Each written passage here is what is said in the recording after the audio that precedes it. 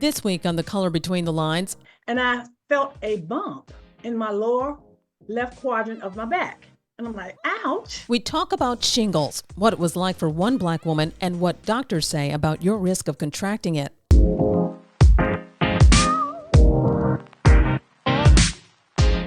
I'm Esther Dillard, chatting with writers, authors, and experts who offer an added perspective for listeners. This is The Color Between the Lines.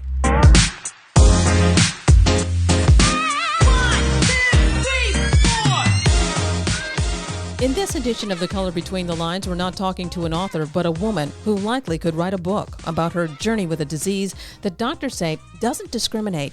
It's called shingles, and it can strike really anyone who has had the chicken pox as a kid.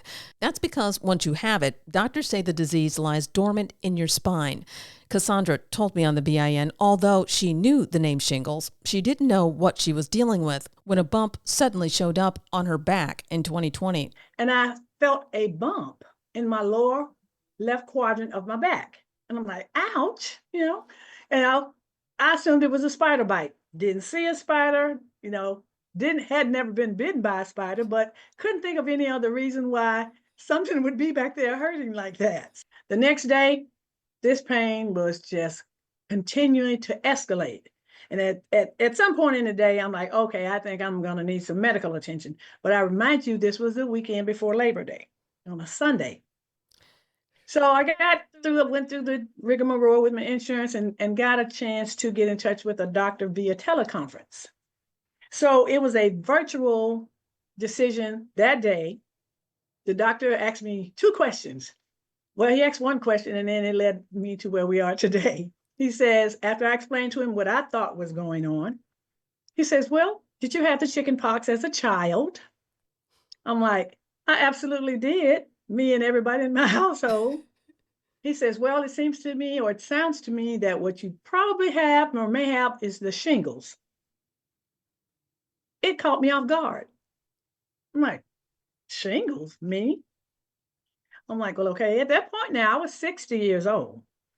But my knowledge about shingles was not where it should have been. And she's not alone. Well, shingles is actually the same virus that causes chickenpox. It's a virus called varicella zoster. African-American Dr. Bayo Curry Winchell is the medical director for St. Mary's Urgent Care Group in Reno, Nevada.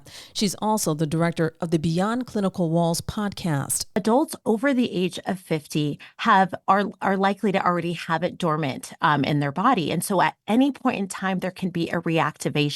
And that's why this conversation is so important, because having a conversation with your doctor, with your pharmacist about your own personal risk or vaccination is important. And when we have these types of discussions, people can actually understand more about the disease, because sometimes it can feel really hard to think about, what is shingles? What is this? Is this something that can affect me? But when we have these type of conversations, it allows people to say, oh, now I know a little bit more. And now I can go and talk to my doctor or my pharmacist and find out my personal risk. But Cassandra wasn't so lucky. And within a couple of hours, that one bump turned into a cluster of bumps. I'm like, oh, wow. But from the moment I felt the pain, that initial pain, it didn't cease for months. In a short period of time, that bump went to multiple bumps, to raised bumps, and they started turning into blisters. I try my best to help paint a picture, because this was an experience I would not wish upon anyone. And that is why I'm so thankful to GSK, and as well to Thrive at 50 Plus, the platform on Facebook, to help get the message out there that you can empower yourself. When you say pain escalating up and up, are you talking a burning pain, a stinging pain, a spreading pain? Can you describe it? Miss Esther, I'm not one who's short on words often, but it has been one of the hardest things for me to do, is explain to people, to simply say beyond, it hurts so bad. It hurts so bad is an understatement. The location of it added to the frustration of this process and this experience. And it was, I could say the pain, I could say it was this, I could say sometimes to people, it felt like a mountain lion was locked into me and just was not going to let go. I've not ever been bitten by a mountain lion, but I'm fairly certain that's not pleasant. You ever hit your elbow in the wrong spot and it hurts so bad? Right. How about that pain for 4 months straight? Or you ever bang that knee on the corner of a table right there at the middle of that patella? Oh, and it makes you weak. That pain, I mean, I don't want to say short of childbirth, but the pain, it is one of the most severe pains I've had at this point, I'm 64, in my 64-year history of living. To this day, it is not nearly as severe as it was from September to December, but I have not had complete relief from it at all. And I don't want the people listening to us to think that that is how it is for everyone. I can't speak for everyone, but Cassandra's experience was this.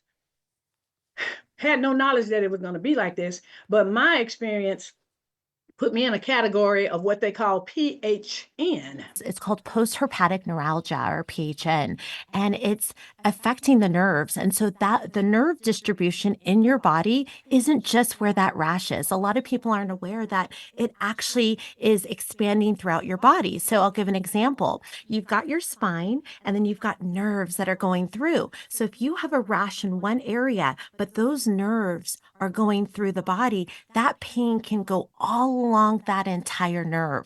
And so that's why that can last several weeks to months. And that's why it's also important, because if you can have a conversation about your risk factors and really have, awareness, it allows you to have that power to decide what you would like to do. Are there any special risk factors for African Americans or African American women when it comes to shingles?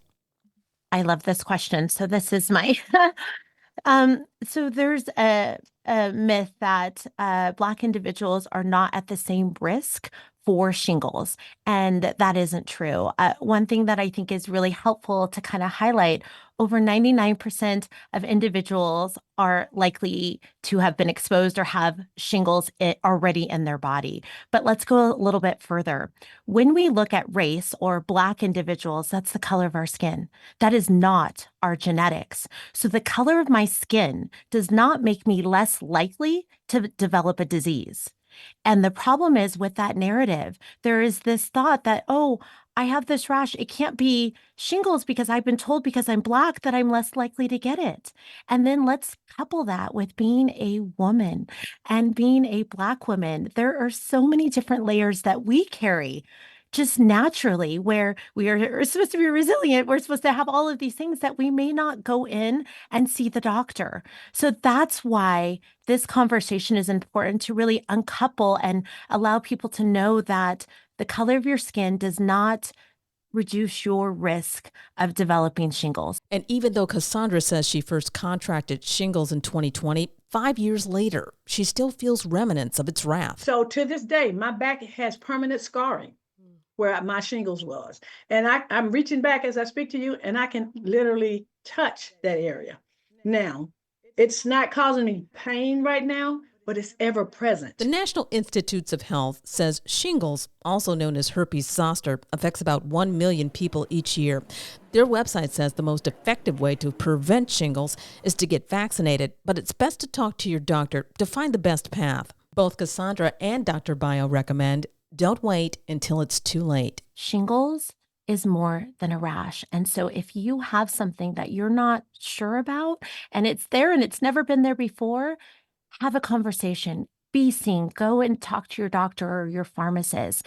And also, another big thing I think is important to know, that people don't realize that they have varicella zoster virus likely already dormant in their body. So that reactivation could happen at any time. And last but not least, I always highlight your health is your most prized possession. A lot of times when you hear something from somebody, even if you don't know them, but if you feel like they're credible, you might want to listen a little bit closer to what they're saying. And what I learned from my Facebook thing from friends and family and others and strangers is that, hey, my husband and I have been sitting on the fence for years about this, but after we heard your story, we went next week and got it. Or thank you for that. And I appreciate you sharing that private experience, but I'm on my way. And, and I have been trying to convince my father, and I'm now working hard on trying to do it. That brings me joy. If I had, given that I had no choice in this experience, the fact that I'm able now to help others to either avoid it, advocate for themselves, because the more you know, the better you grow. That's it for this edition of The Color Between the Lines. You can check out the replay on the Color Between the Lines YouTube channel.